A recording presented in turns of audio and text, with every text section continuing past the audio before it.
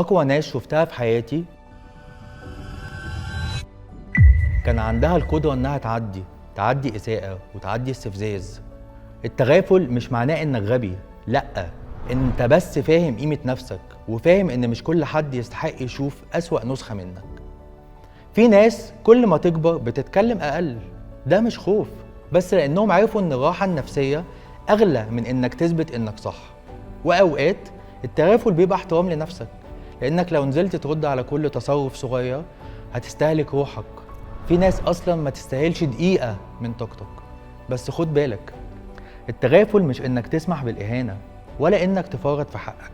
التغافل الحقيقي انك تعرف امتى تتكلم وامتى الصمت يبقى اهيب من 1000 رد، لان اللي واثق في نفسه مش بيحارب على كل حاجة. وفي ناس اكبر عقاب ليها انها تفضل تحاول تستفزك وانت ولا حتى يتغير فيك حاجة من ملامحك. حد فاهم حاجة؟